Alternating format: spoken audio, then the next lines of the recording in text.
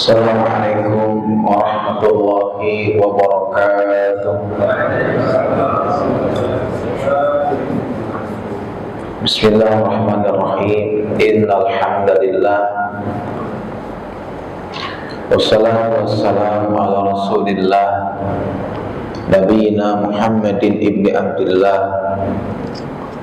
Asyhadu an la ilaha illallah wahdahu la syarika lah wa asyhadu anna Muhammadan abduhu wa rasuluhu la nabiyya ba'dah. Allahumma shalli wa sallim ala sayyidina Muhammadin wa ala alihi wa sahbihi ajma'in, amma ba'du. Subhanaka la ilma lana illa ma 'allamtana innaka antal alimul hakim. Allahumma anfa'na bima 'allamtana wa 'allimna ma yanfa'una wa zidna ilman nafi'a. Rabbi shrah li sadri wa yassir li amri wahlul 'uqdatam min lisani yafqahu qawli.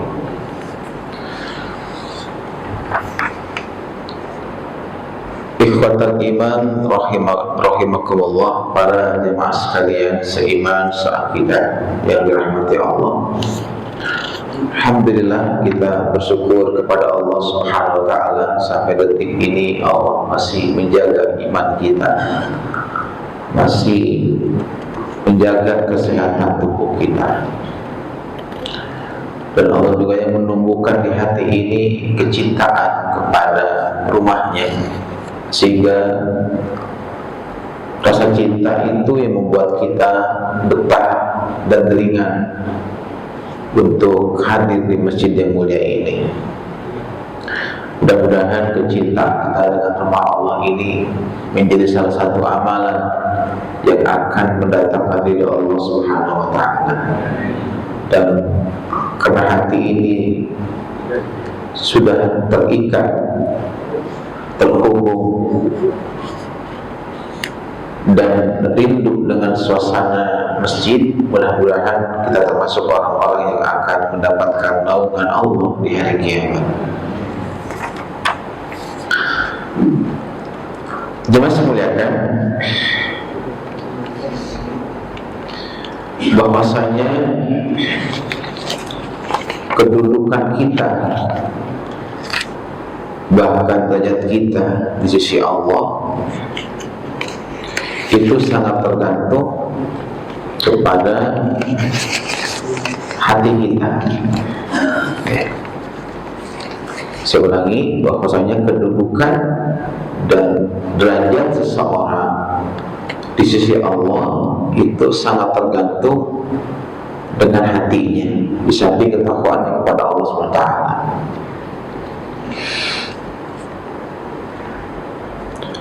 Ketika Rasul ditanya,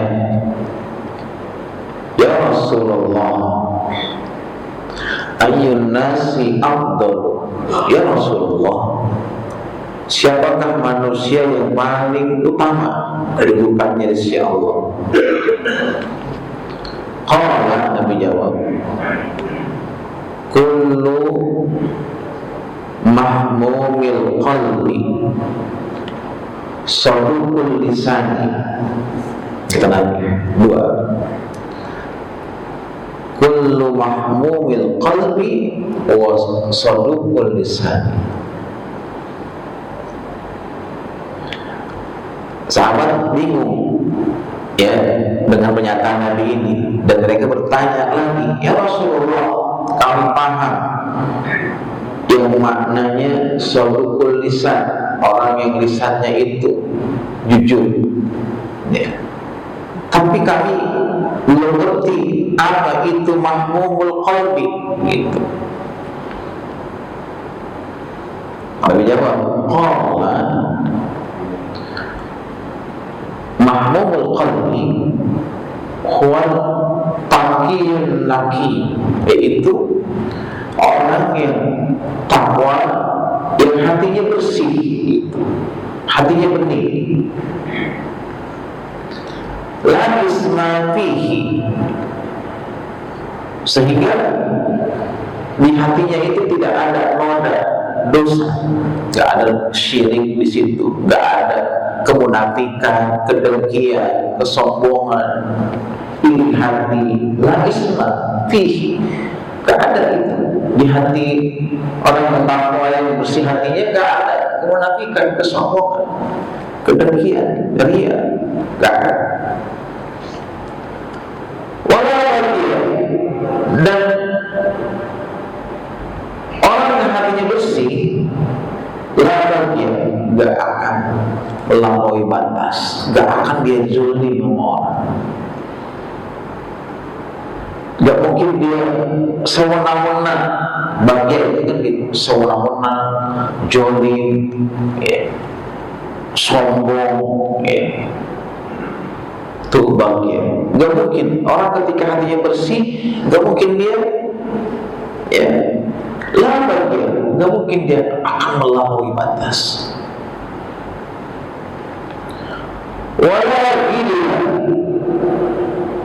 Dan tidak ada kedongkolan di hatinya. Ya, gak gampang orang itu baperan, dongkol, gitu, kesel sendiri diri, itu gila. Ya, kan sering kadang-kadang kita gitu, ada manusia kayak gitu, emosional, gampang kesinggung, ya, temperamental, dikit-dikit marah, gitu ya. Itu namanya gila. Orang hatinya bersih, gak gitu, ya.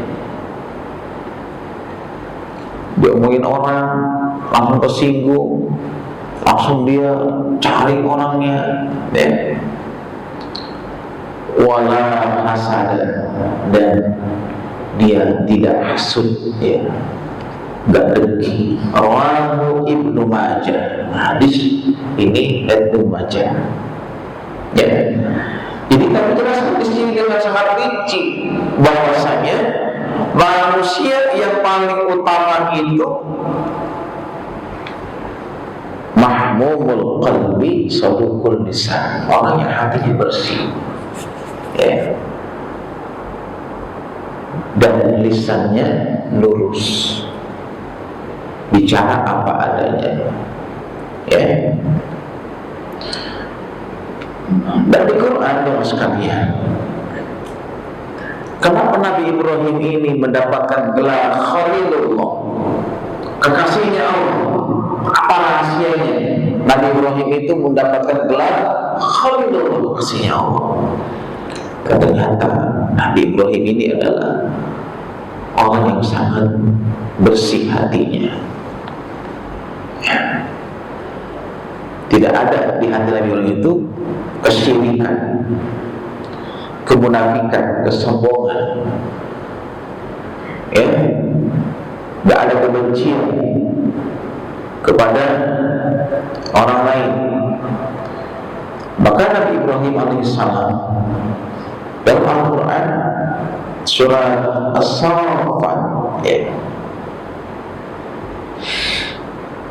Allah menjelaskan, wa in min syi'atihi li Ibrahim. As-Saffat 83, ya, 87, 83 dan 84. Idza ja'a rabbahu biqalbin salim.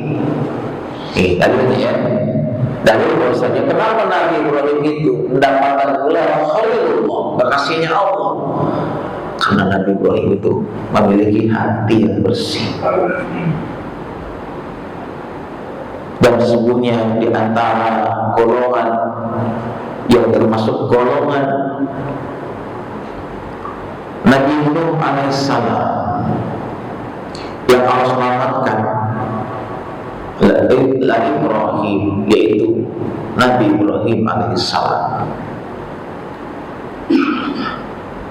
Ilmunya Allah, ketika dia datang menghadap Rabbnya, Biqalbin salim, dengan hati yang bersih. Dan Nabi Ibrahim ini mendapatkan hati yang bersih buah dari doanya. Ya, dia berdoa kepada Allah agar dianugerahkan hati yang bersih. Wala tunzini yawma yub'asun yawma la yanfa'u malun wala banun illa man atallaha biqalbin salim. Sama-sama qalbin salim, ya. Ini di surat 26, 87 sampai 88. Wala tunzini yawma yub'asun, ya Allah, jangan hinakan aku di saat nanti manusia dibangkitkan di padang mahsyar. Banyak nanti manusia di dunia dimuliakan, dihormati, ya, dibela mati-matian, disanjung-sanjung, dipuji-puji, ya, di dunia. Tapi nanti di akhirat dihinakan sehina-hinanya oleh Allah. Ya, yang wala yanfa'u malu wala banun, di mana hari itu sedikit pun gak bermanfaat harta yang banyak, aset yang banyak. Hari ini banyak orang dimuliakan karena hartanya, dimuliakan karena jabatannya.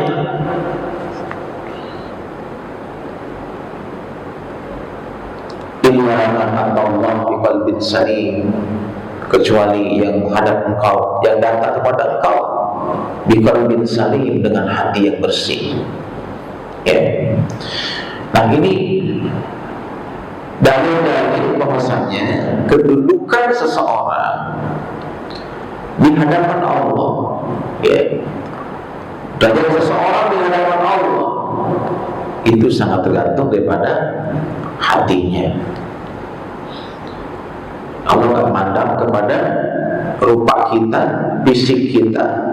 Allah tak pernah melihat kepada harta kita, tapi Allah hanya melihat, memandang, menilai seseorang dari hatinya. Inna Allah la yanzuru ila suwarikum wala ila amwalikum walakin yanzuru ila qulubikum wa a'malikum. Sungguhnya Allah tidak memandang kepada bentuk rupa kamu, fisik kamu. Allah tidak memandang kepada banyaknya harta kamu, tapi Allah hanya memandang, hanya menilai kepada hatimu. Hatimu bersih enggak? Gitu. Hatimu dengki enggak sama orang? Tuh. Hatimu munafik enggak? Gitu. Wa amalikum, dan Allah hanya pandang amal. Amalmu itu baik enggak? Amalmu itu ikhlas enggak? Gitu. Amalmu itu riya enggak? Jadi Allah hanya melihat kepada diri kita. Cuma dua, hati dan amal kita. Dan hari ini jemaah sekalian, banyak orang dalam beramal lebih fokus kepada amalan-amalan yang sifatnya lahiriah, amalan fisik, dan sangat sedikit orang-orang yang memperhatikan amalan hatinya. Ya, padahal saya dari awal, seseorang itu, ya, kedudukannya, derajatnya sangat tergantung dari amalan hatinya, bukan amalan fisiknya. Ya, amal hati itu kan banyak saudara sekalian. Ya, iman kita melalui hati, ikhlas kita melalui hati, taubat, roja, berharap hanya kepada Allah, jangan berharap kepada makhluk. Ya, suami, ya, jangan pernah berharap kepada istri agar istri kita turut taat, patuh sama kita. Ya, kalau kita sudah banyak memberikan nafkah, jangan pernah kita ngarep-ngarep kepada balasan istri atas kebaikan kita. Berharap sama Allah aja. Berbuat baik sama istri, udah berbuat, lupain aja. Jangan pernah kita ngarep-ngarep dia membalas kebaikan kita. Kita akan kecewa aja mas sekalian. Betul nggak Pak? Pak, kita ini balik sama istri. Apa aja kita turutin, pengen ini kita kasih, pengen itu kita kasih. Saya bertanya, apakah ketika istri itu semua permintaannya dikasih, ada jaminan dia taat sama kita, setia sama kita, sayang sama kita? Enggak, sama sekali. Enggak jaminan. Suatu saat ada salah, ya, dan membuat dia kecewa, seluruh kebaikan kita dilupakan. Betul? Betul. Semua kebaikan kita yang sudah kita lakukan puluhan tahun bisa dilupain sama dia, ya. Maka jangan pernah kita berharap, ya, kepada istri kita. Berharaplah kepada siapa? Kepada Allah. Itu namanya roja. Khauf itu apa khauf? Takut sama Allah, takut siksanya, takut murkanya, takut kalau Allah itu gak tinggal sama kita, takut kalau Allah tinggalin kita, ya. Takut kalau Allah itu mencabut iman dari hati kita. Itu namanya khauf, ya. Maka ada orang masuk surga kena khaufnya, pesan takutnya kepada Allah yang begitu kuat, begitu dalam. Lihat di Quran, ada orang masuk surga kena khauf, ya. Fa amma man khafa khaufan, fa amma man khafa maqama rabbih wa nahana an-nafsa 'anil hawa fa innal jannata hiyal ma'wa. Adapun orang-orang yang takut dengan kedudukan Tuhannya dan dia menahan diri dari gejolak, dari godaan hawa nafsunya, fa innal jannata hiyal ma'wa, maka surga tempat kembalinya. Didalil bahwasanya kalau orang punya amalan hati berupa khauf, ditempatkan di mana? Di surga. Ya, mahabbah, cinta kepada Allah, ini dalam hati ya mas sekalian. Cinta karena Allah, benci karena Allah, karena benci karena Allah. Ya, muraqabah, muhasabah, banyak introspeksi diri, tawakal hanya bergantung kepada Allah, sabar atas ujian dari Allah, ya, ridho dengan takdir Allah, khusyuk dalam ibadah, tawadhu, rendah hati, memaafkan kesalahan orang, lapang dada, zuhud dengan dunia, qanaah, syukur, itu semua adalah amalan hati jemaah sekalian. Itu semua jemaah adalah amalan hati. Nah, kalau kita ambil satu aja dulu ya, satu dari sekian banyak amalan hati. Tadi kan ada iman, ada sabar, ada ikhlas, ada syukur, ada zuhud. Kita ambil satu dulu contoh ya, ikhlas ya. Ini amalan hatinya mas sekalian. Kalau kita punya amalan hati yang ikhlas, ya, amalan kita ikhlas semata-mata karena Allah ya mas sekalian. Pertama ya mas sekalian, orang kalau ikhlas ya, maka Allah akan selamatkan dia dari fitnah wanita. Apa hubungannya Ustaz ikhlas itu dengan fitnah wanita? Nyambung, ada hubungannya ya mas sekalian. Ya. Fitnah terbesar bagi umat Islam, fitnah terbesar bagi umat Nabi Muhammad di antara adalah wanita. Dan banyak orang yang gak kuat di sini ya mas sekalian. Banyak pejabat ya, hancur karirnya gara-gara wanita. Betul Pak? Ya. Banyak ustaz kiai yang jatuh, ya, pesantrennya tutup masuk penjara gara-gara apa? Godaan wanita, betul? Maka orang kalau ikhlas, Allah akan jaga dia dari fitnah wanita.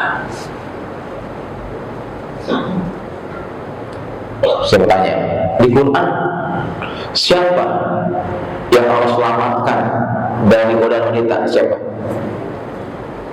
Siapa? Nabi Yusuf. Allah selamatkan dia dari fitnah wanita yang bernama Zulaikha. Padahal sebagai laki-laki, Yusuf itu di saat kamar berdua dengan Zulaikha, sebetulnya dia ada rasa nggak? Ada kepengen nggak, Pak? Ada rasa, ada kepengen untuk melakukan itu. Makanya ayatnya walaqad hammat bihi wa hamma biha. Dan sungguh Zulaikha itu sangat menginginkan untuk zina, untuk bercumbu, untuk hubungan intim dengan Nabi Yusuf. Pakai laqad hammat bihinya itu siapa? Bihinya ke Yusuf. Wa hamma biha. Hamma biha, dan Yusuf pun sebetulnya hamma biha, ada hasrat biha, sabihanya, haknya sebetulnya ke Zulaikha. Jadi Zulaikha itu pakai lakot, ngebetnya itu udah ubur-ubur, nafsunya itu udah muncak, udah pengen banget pakai lakot. Sedangkan Nabi Yusuf nggak pakai lakot. Dia ada juga pengen juga sebagai laki-laki. Dua-duanya kepengen, tapi kalau yang paling kepengen siapanya? Zulaikha-nya. Makanya ketika Yusuf menolak, nggak mau, dikejar. Saat dikejar, ditarik bajunya, robek kan di belakang itu. Ya, pada saat disidang, dimintai saksi, saksinya kan anak kecil yang belum bisa ngomong sebetulnya, yang sedang diayun. Tapi dengan izin Allah, anak kecil itu bisa berbicara sebagai saksi. Apa kata anak kecil itu, anak bayi itu? Kalau baju Nabi Yusuf robeknya bagian belakang, yang salah berarti Zulaikha, yang benar Yusuf. Tapi kalau baju Yusuf itu robeknya di depan, berarti yang salah Yusuf, yang benar Zulaikha. Begitu dilihat sama suaminya dengan robeknya di belakang, maka suaminya bilang, inna qaidakunna azim. Kamu yang salah, kamu yang ngebet sama Yusuf, dan tipu daya kamu sangat hebat. Untuk perangkap Yusuf dibikin kamar khusus, pintunya 7 lapis gitu. Supaya dia ketahuan berzina sama Yusuf, dibikin kamar khusus. Aksesnya itu pasti lewat pintu berapa lapis? 7 lapis gitu. Ya. Dan Nabi Yusuf itu selamat. Kenapa? Karena dia orang yang ikhlas. Makanya ayatnya tutup dengan innahu min ibadinal mukhlasin. Yang lain, innahu min ibadinal mukhlisin. Yusuf 24 dalilnya. Sesungguhnya Yusuf termasuk hamba-hambaku yang ikhlas. Tuh ya. Sehingga ulama mengatakan di sini, dari ini ayat ini, kalau kita pengen selamat dari fitnah wanita, nggak mudah kita itu terjebak dengan rayuan, dengan godaan wanita. Kita harus jadi orang yang ikhlas, seperti ikhlasnya Nabi Yusuf alaihissalam. Ya, saking ikhlasnya dia itu nggak ada rasa dendam kepada saudaranya yang sudah menyiksa dia dan melemparkan dia ke dalam sumur. Dendam nggak dia? Nggak ada. Orang kalau ikhlas nggak ada apa dendam, nggak ada benci, nggak ada dengki. Bayangin coba, 7 tahun kemarau panjang, dan itu membuat saudaranya ya kehabisan stok makanan dan mencari makanan sampai ke Mesir. Ketemu Nabi Yusuf di situ sebagai bendahara Mesir yang punya stok makanan banyak. Dia kenali, oh ini saudara gue ini yang dulu nyeburin gue ke sumur, lagi ngantri sembako, ya kan? Coba kalau kita gimana Pak? Kita ini udah jadi pejabat, wah, yang ngurusin bulog lah gitu ya, makanan semua apa kita pernah sama saudara kita tuh ditipu, ya, bahkan kita mau dibunuh, ya kan? Tiba-tiba dia minta tolong sama kita, gimana kira-kira? Nanti dulu ya. Tapi Yusuf ketika melihat saudaranya, dia malah kasihan, Pak. Ya Allah, kasihan banget nih saudara gua, ya, kelaparan ternyata. Dikasih itu 2 kali lipat, ya, jatahnya dikasih. Artinya apa? Yusuf enggak dendam, enggak dengki sama saudaranya, padahal dia udah dimasukin ke dalam sumur. Artinya orang kalau ikhlas kayak gitu, gak ada kedengkian Pak, gak ada dendam di hatinya, pemaaf gitu loh, lapang dada. Kayak suami Pak, kalau ikhlas gak bakalan dia itu terpengaruh dengan tingkah laku istrinya yang nyebelin. Dimaafin tuh istrinya, dia punya 1000 alasan untuk memaafkan istrinya, ya, sehingga dia gak gampang tersinggung, gak gampang marah sama istrinya, meskipun istrinya itu jahilin banget gitu loh, ya.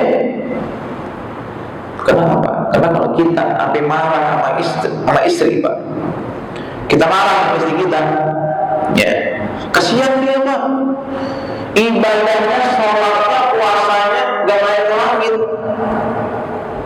jadi itu sama Allah. Dia nangis darah, doanya gak bakal diterima sama Allah kalau kita lagi marah. Makanya suami gak boleh marah lama-lama, karena kalau kita marah lama-lama kasihan Pak, dia ibadahnya gak diterima sama Allah.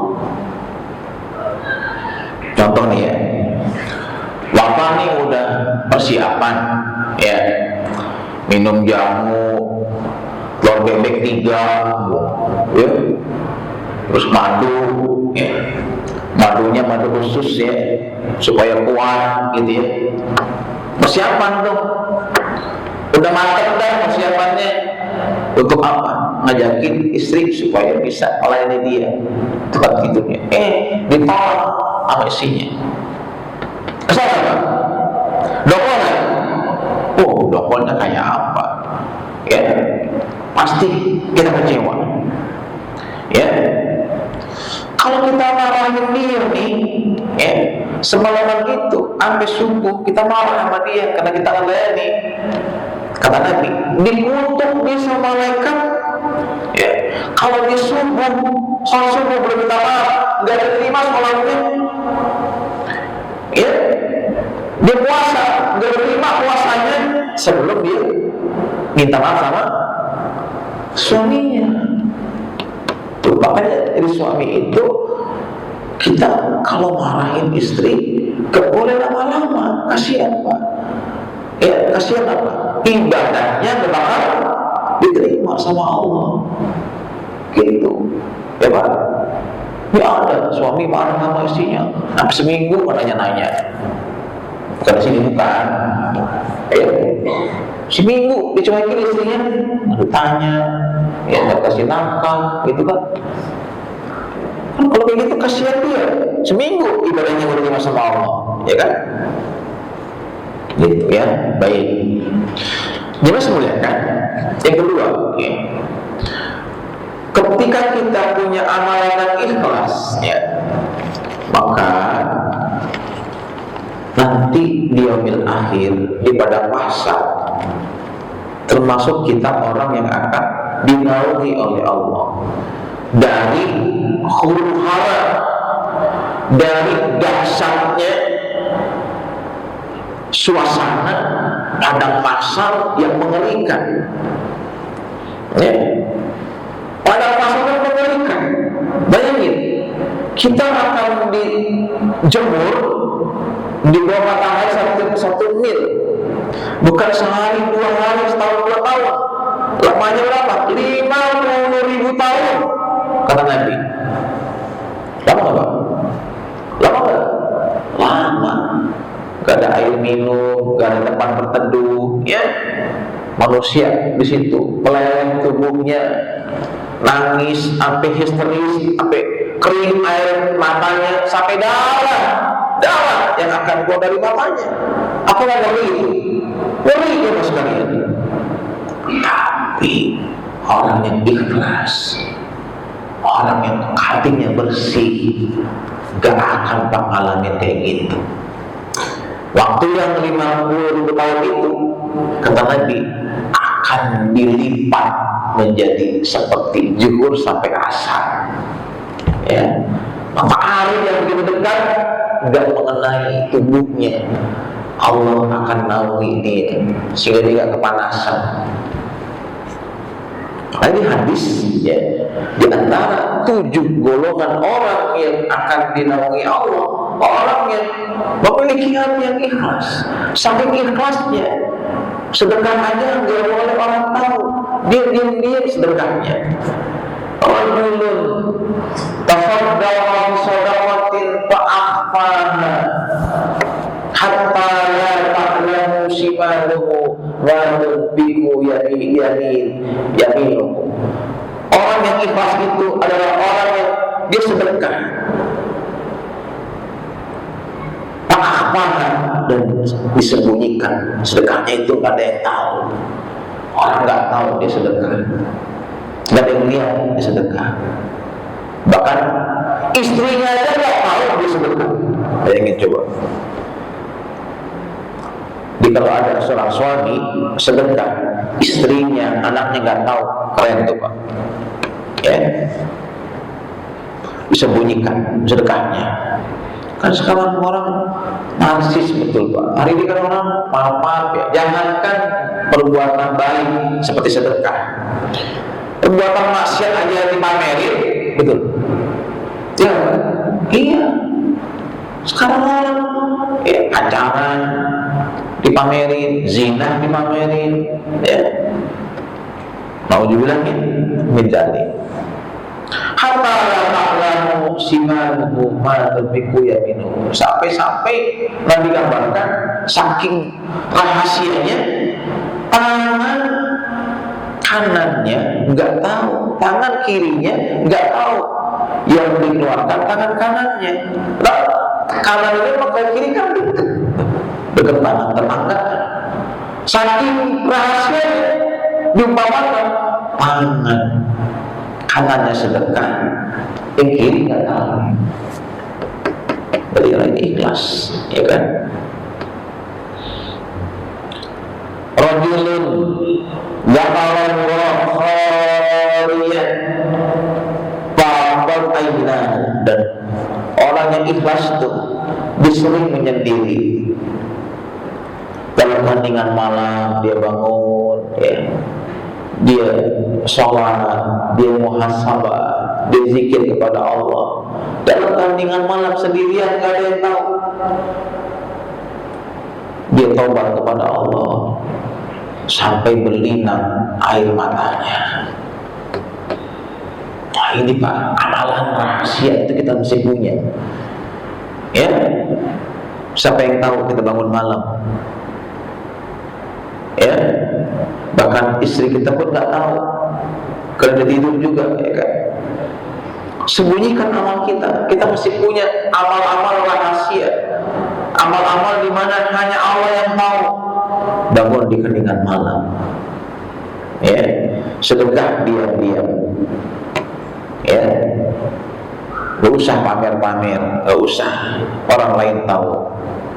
Makanya di Quran sendiri, sedekah diam-diam itu lebih utama ketimbang yang terang-terangan. Lihat ayatnya, in tubdus sadaqat falillahi.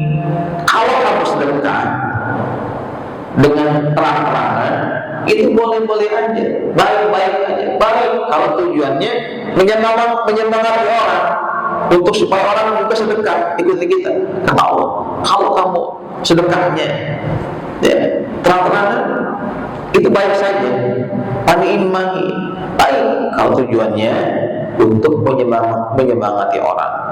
Tapi wa in tukhfuha, tapi kalau kamu sembunyikan sedekah itu, rahasiakan sedekah itu, wa tu'tuhal fuqara, dan kamu berikan sedekah itu kepada orang miskin, orang yang fakir, yang sangat membutuhkan, bahwa khairul lakum, maka sedekah diam-diam itu, sedekah yang dirasakan itu jauh lebih baik ketimbang yang terang-terangan. Wa yukaffir ankum sayyi'atikum, dan Allah akan ampuni dosa-dosa. Dengan sedekah itu Allah ampuni dosa-dosa kita, Allah hapus kesalahan kita, ya. Bahkan sholat sunnah yang kita kerjakan diam-diam tanpa orang tahu, ya, itu pahalanya 25 kali lipat ketimbang sholat sunnah yang dikerjakan di mana orang lain tahu, orang lain lihat. Contoh nih, pas sunnah yang kelihatan, qobliyah, ba'diyah di masjid, nampak kan Pak? Kelihatan kan? Iya, tarawih kelihatan kan? Itu sunnah. Tapi kalau duha dikerjakan di rumah, qiyamul lail dikerjakan di rumah, orang nggak ada yang tahu, ya. Lihat Nabi, sholatul rajuli tatawu'an haitsu la yarahu nas taqdimu sholatahu ala a'yunin nas khamsan wa ishrin, rawahu Bukhari. Hadis ini sahih.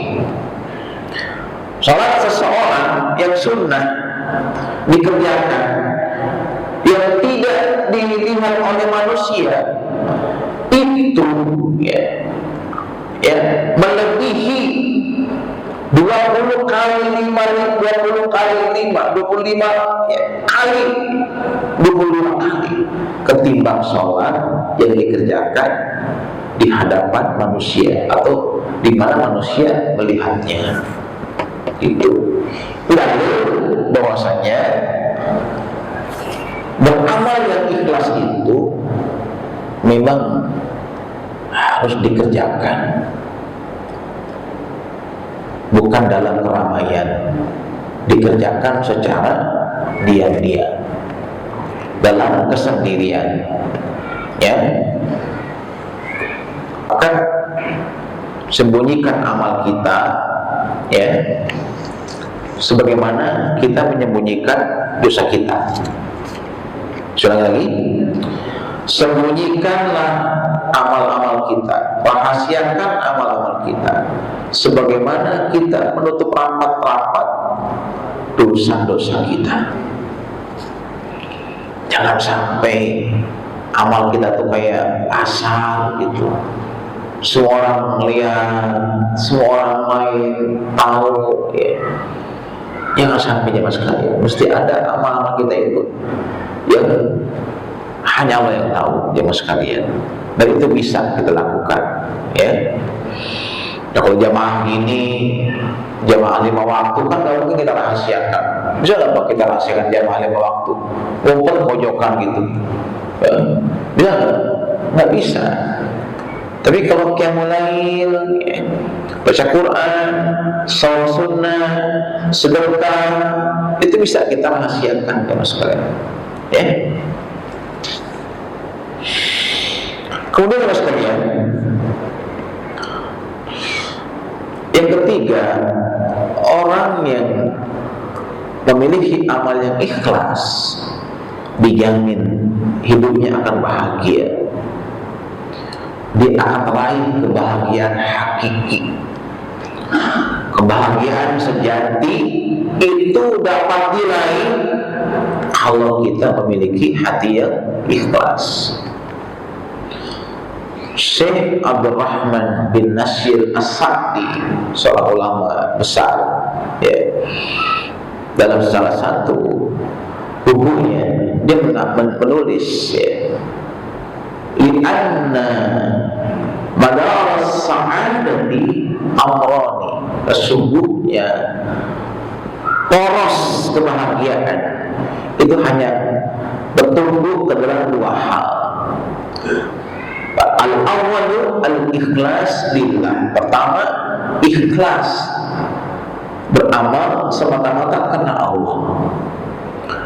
As-sani wal ihsan ila al-khalqi bil ihsan. Kedua, berbuat baik kepada orang lain, kepada makhluk Allah dengan berbagai macam kebaikan semata-mata karena Allah. Udah dua aja. Kita beramal yang ikhlas karena Allah. Kedua, selama kita hidup udah berbuat baik aja kepada semua makhluk, manusia sama hewan, ya, sama orang beriman, ya, sama orang kafir. Berbuat baik sama makhluk dengan berbagai macam kebaikan. Ibtigha'u amanatillah, semata-mata karena Allah. Termasuk berbuat baik kepada istri kita, wa'ashiruhunna bil ma'ruf. Ya, ketika berbuat baik sama istri kita, niatkan semata-mata karena Allah. Ya, gitu Pak. Ya. Nah, coba sekalian kan. Kemudian yang keempat, belajar subhanallah. Makasih yang penting. Baik, karena sudah azan, kita azan dulu. Dipersilakan pada muazin untuk azan.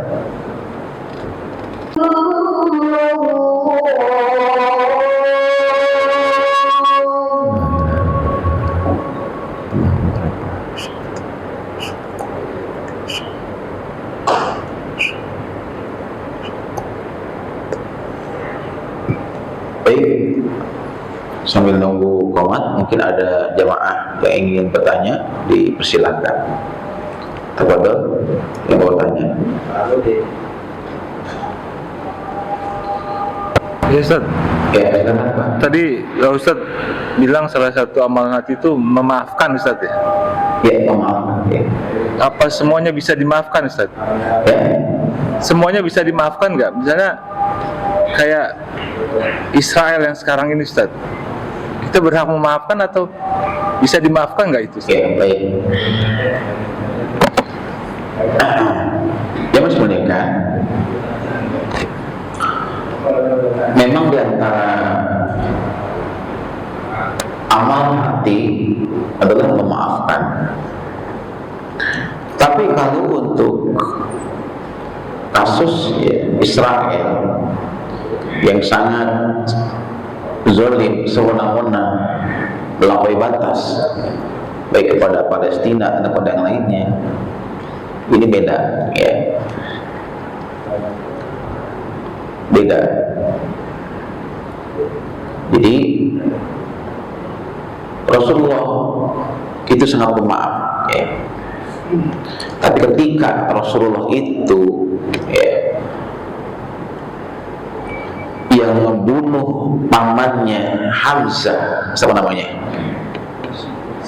Wahsy, ya, betul, betul. Ketika Wahsy datang ke Madinah menyatakan masuk Islam dan minta maaf kepada Nabi, ya, karena sudah membunuh pamannya di perang Uhud dan dirobek dadanya, dibedah dadanya, diambil hatinya, dikunyah oleh Hindun, ya. Karena Nabi sangat kecewa ketika itu. Nabi itu sangat-sangat sedih, ya, menyaksikan pamannya diperlakukan seperti itu. Sehingga ketika Wahsy datang ke Madinah minta maaf, Nabi maafkan. Nabi maafkan. Tapi Nabi minta kepada Wahsy agar jangan menampakkan diri di hadapan Rasulullah.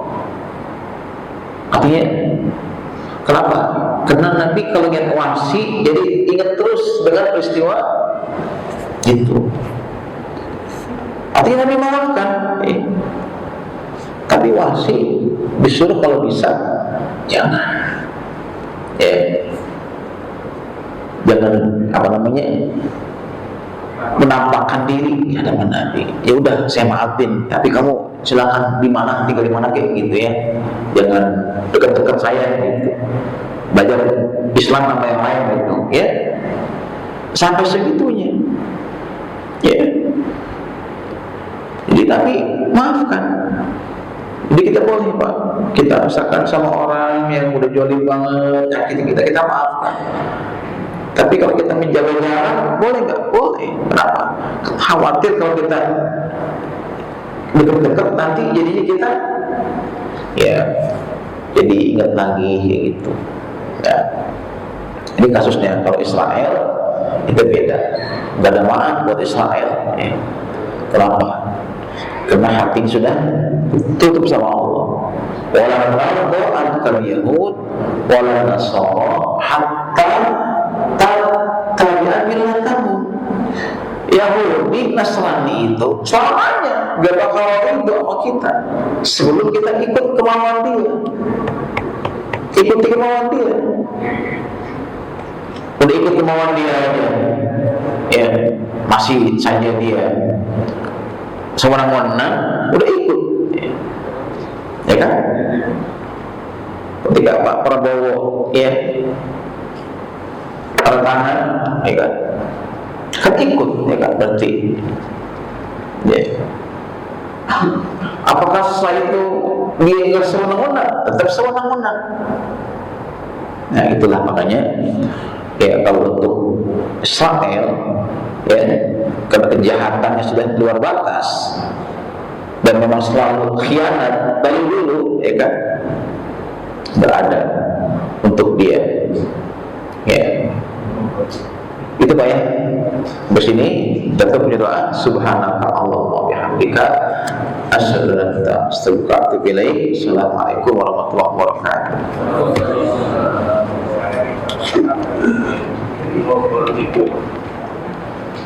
wabarakatuh.